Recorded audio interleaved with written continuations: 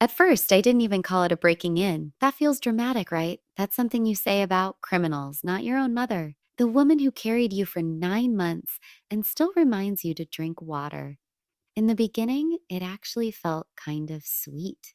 Sweet. I'd come home from work and notice the dishes were done, or there'd be a pot of soup on the stove, still warm, like she just stepped out a minute ago.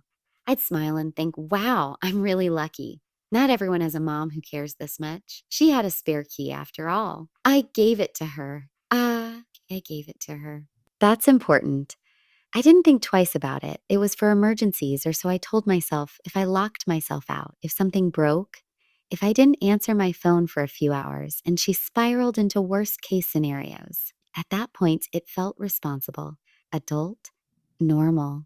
But slowly, the emergencies started to look a lot like Tuesdays, or random Thursdays at noon, or Sunday mornings when I wanted to sleep in and suddenly heard cabinets opening like I still lived in her house. She'd say things like, I was just in the neighborhood, or I didn't want the food in your fridge to go bad, or my personal favorite, I knocked, but you didn't answer, so I let myself in. And I'd laugh it off. I always laughed it off. I always laughed it off. Because that's what you do when something makes you uncomfortable, but you don't have the language or the courage to call it out yet. What I didn't say was how jarring it felt to walk into my own apartment and not know if I was alone. How I started changing clothes only after checking every room. How I stopped playing music as loudly or leaving personal things out because some part of me was always bracing for the sound of a key turning in the lock. There was one moment that really shifted something in me. I came home early from work one day, exhausted, emotionally fried, just wanting to crawl into bed and disappear for an hour. I opened the door and froze.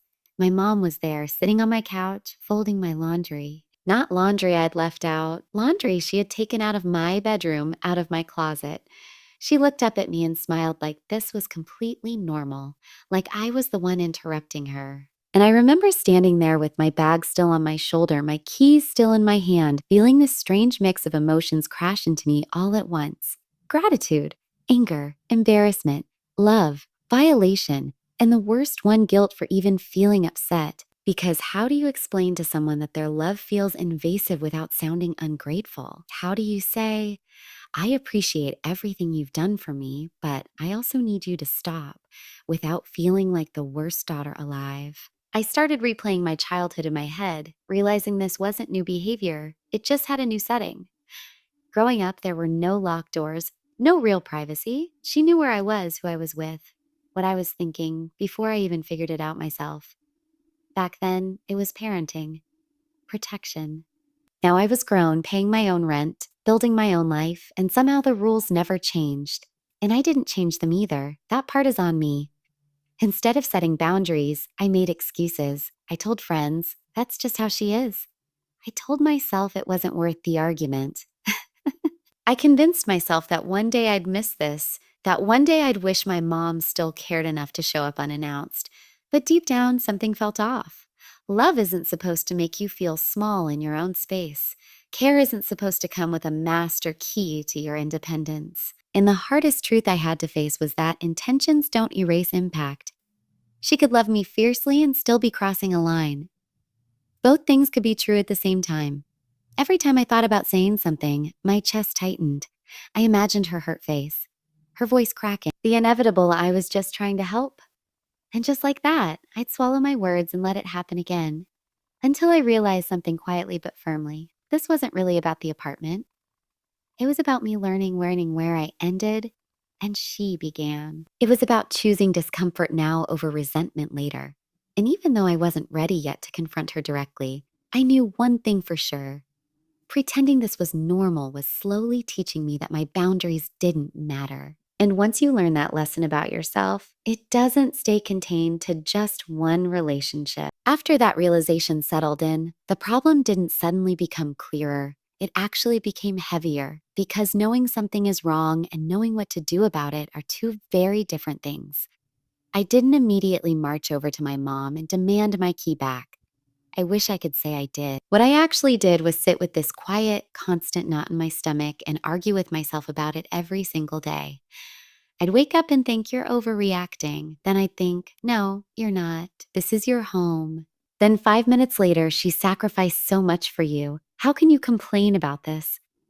It was like my brain was hosting a courtroom where I was both the prosecutor and the defendant and somehow still losing. There's this unspoken rule a lot of us grow up with. Good daughters are grateful. Good daughters don't create conflict, especially not with the woman who raised them. And I carried that rule into adulthood like it was stitched into my DNA. Every time my mom let herself in, that rule whispered, don't make this a thing. So instead of anger, I felt guilt, heavy, suffocating guilt.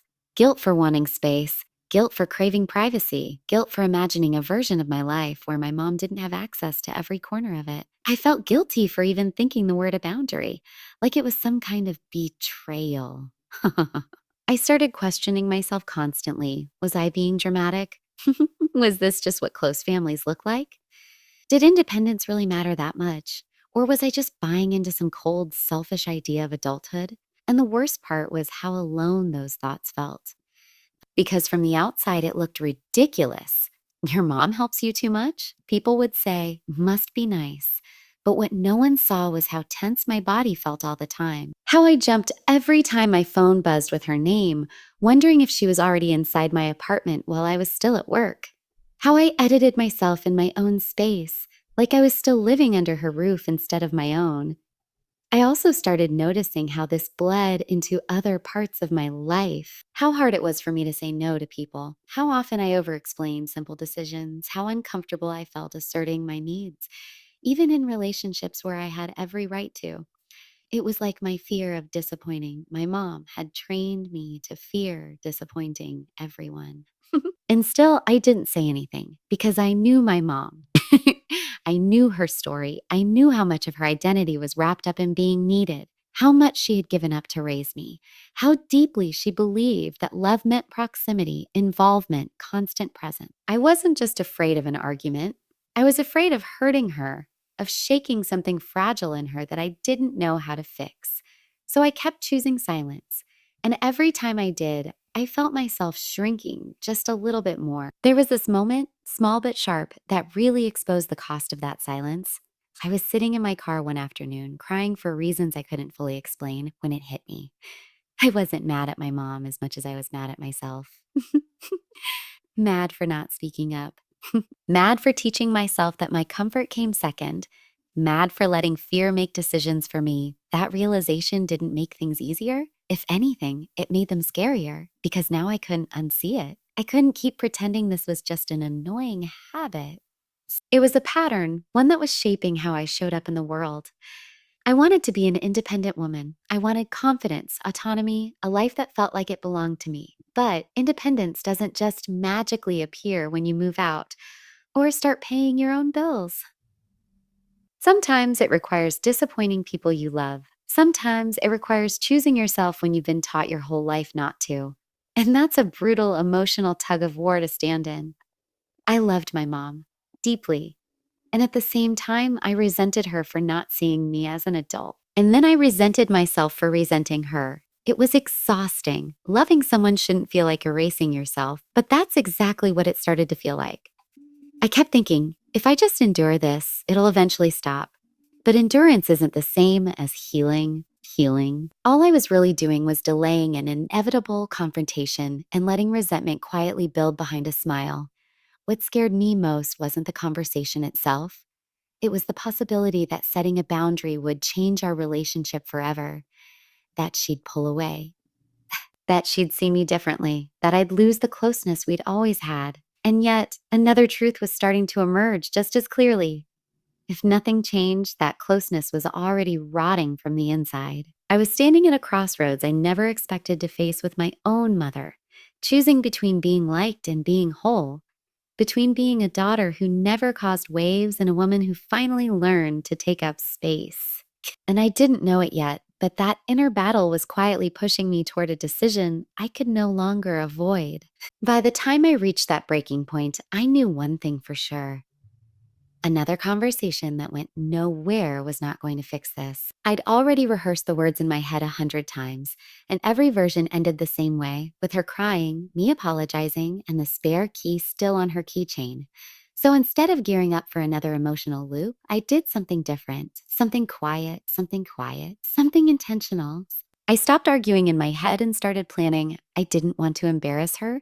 I didn't want to punish her. And I definitely didn't want to blow up our relationship.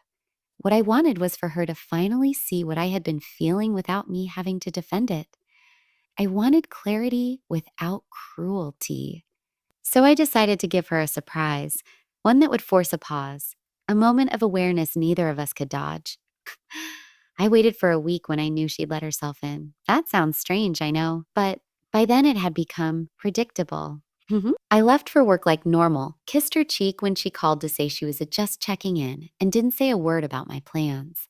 When I came home that evening, I found exactly what I expected. Lights on, shoes by the door, the faint smell of something cooking. My chest tightened, but I stayed calm. I walked in and said hello like everything was normal. She smiled, started talking about the groceries she bought, the dust she wiped off the shelves, the thing she noticed was out of place. And then, in the most even voice I could manage, I handed her a small envelope. Inside was a printed list. Nothing dramatic, no accusations, just facts. Every date and time I knew she'd entered my apartment without telling me, how long she stayed, what she'd done, and at the bottom, one sentence. This is what it feels like to live without privacy. She laughed at first, a short, nervous laugh. Then she stopped. She read it again, and I watched her face change in a way I hadn't seen before, not defensive, not offended, just stunned. For the first time, she wasn't responding to my emotions. She was looking at evidence, at a pattern she couldn't explain away with good intentions. I told her I loved her. I told her I knew she was trying to help. And then I said the hardest thing I'd ever said to her without raising my voice, that her love was starting to feel like surveillance, and that I couldn't grow if I was always being watched. There were tears, of course there were. But this time, they didn't derail the conversation. This time, I didn't rush to soothe her. I stayed where I was, steady, calm, grounded in the truth I'd been avoiding for so long. She told me she was scared of becoming unnecessary, scared of being shut out of my life. And that's when I realized something important. Her fear had been driving this just as much as my silence had allowed it. We were both acting out of fear, just in different ways. I reached into my bag and pulled out a small, unassuming object, a new set of locks, still in the box. I told her I wasn't doing this to hurt her. I was doing it so we could have a relationship based on choice, not access. Visits by invitation, help by request, love without intrusion. The room went quiet in that way. That only happens when something real has just been said. She didn't take it well at first. I won't pretend she did, but she listened. And for the first time, she didn't try to convince me I was wrong. She just asked, softly, if this was really what I needed. And I said yes. Yes. That night after she left, I sat alone in my apartment, truly alone, for the first time in a long while.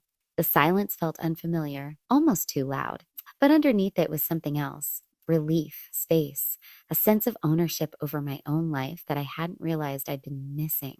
The days that followed weren't perfect. Boundaries rarely fix everything overnight. There were awkward moments, hesitations, adjustments on both sides, but something had shifted. When she came over, she called first. When she helped, it was because I asked. And when I said no, the world didn't end. What surprised me most wasn't how she changed. It was how I did, how much lighter I felt, how my voice stopped shaking when I expressed my needs, how setting one boundary with the person who mattered most made it easier to set boundaries everywhere else. That surprise wasn't just for her, wasn't just for her. It was for me. It was finally believing that I was allowed to.